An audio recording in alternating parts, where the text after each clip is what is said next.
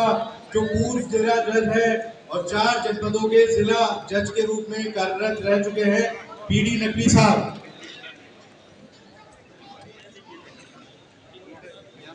और आप सबको बताने में बड़ा हर्ष महसूस हो रहा है कि जज साहब ने इस बहुजन कारवां को आगे बढ़ाने के लिए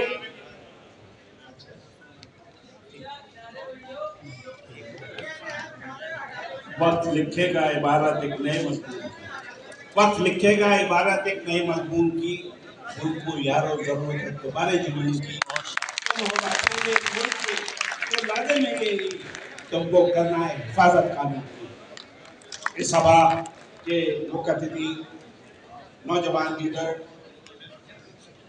आजाद समाज पार्टी के प्रेसिडेंट, नौजवानों की उम्मीद आदरणीय चंद्रशेखर जी, इस सभा में मौजूद सुनील चित्तौड़ जी, सैयद बाबर साहब, हुसैन भाई साहब, मेरी बहनों मौलाना अकरम नकवी साहब और सारे नौजवानों, मैं अपनी बात को शुरू करने से पहले जो तस्वीरें हैं इनको नमन करना चाहूंगा। हमारे माननीय काशीराम जी, बाबा साहब भीमराव अम्बेडकर जी, ज्योतिबा फुले जी।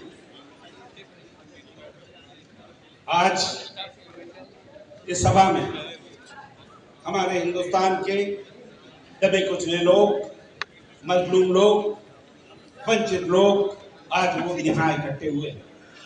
मुझे बड़ी खुशी है कि मैं एक ऐसी सभा का हिस्सा हूँ जिसमें वो लोग हैं जो हिंदुस्तान के समाज को बदलना चाहते हैं, हिंदुस्तान के समाज में गरीब को ताकत देना चाहते हैं। ये सभा है। कई सवाल आज उठे, बहुत सी बातें की गई, लेकिन हमको अपनी बात शुरू करने से पहले हिंदुस्तान के इतिहास की बात करनी होगी। हम एक ऐसे देश में थे जहां कुछ लोगों को जुल्म करने का अधिकार था, कुछ लोगों को बेईमानी करने का अधिकार था। हम एक ऐसे मुल्क जहां इंसान को इंसान नहीं समझा। पंडित नेहरू ने अपनी किताब डिस्कवरी ऑफ इंडिया में लिखा कि यहाँ मुगल बादशाह तो जरूर आए, लेकिन उन्होंने समाज को नहीं बदला। उन्होंने वही निजाम चला जो मनुवादी निजाम कहा जाता है। लेकिन हिंदुस्तान आजाद हुआ, हमारा देश आजाद हुआ, हमारा भारत आजाद हुआ, हमें संविधान मिला और संविधान ने हमें हर अमीर गरीब को, हर कमजोर ताकतवर को बराबर कर दिया।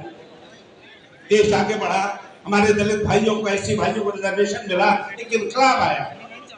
उस समाज के लोग पार्टिसिपेट करने लगे, अपनी हिस्सेदारी पाने लगे।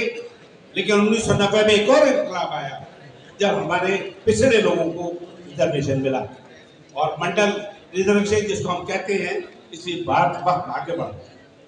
लेकिन वक्त आगे बढ़ने के साथ साथ वो ताकतें, वो लोग जो इतिहास में जुल्म कर चुके थे, आज फिर वही सत्ता में आ गए।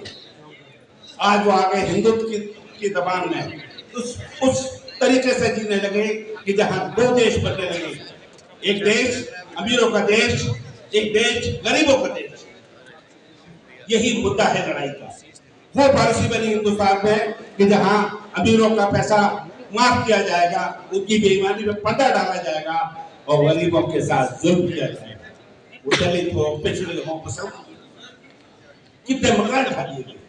ये सभा आज विचार करने के लिए हमें सोचना है हमें कैसे बदलना है।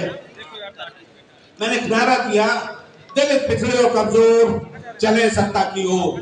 जब तक के कमजोर लोग, जब तक दलित भाई, जब तक पिछड़े भाई पावर में नहीं आएंगे, जब तक चीजें नहीं बदलेंगी।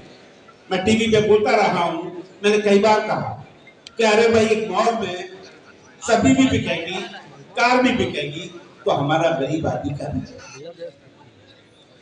इस देश में जब दूध और पानी एक भाव बिकेगा तो उस किसान का क्या हाल होगा और उन लोगों को क्या हाल होगा जो लोग सारे समाज को दूध देते। इन समस्याओं पर गौर करना होगा। मैं भाई चंद्रशेखर जी से कहूंगा कि आज अगर मुस्लिम और दलित का संवाद हो रहा है तो आज किसान पे भी संवाद होना चाहिए, मेहनत कश पे भी संवाद होना चाहिए, ओला के ड्राइवर पे भी संवाद होना चाहिए। और समाज के वो लोग जो मेहनत से रोटी कमाते हैं, जो मेहनत से पैसा कमाते हैं, वो तरक्की क्यों नहीं कर रहे? इस देश के अंदर जब करोड़ों रुपया खर्च करके एक आदमी डॉक्टर बनेगा, वो मरीजों का क्या हाल करेगा, ये एक बहुत बड़ा इशू है।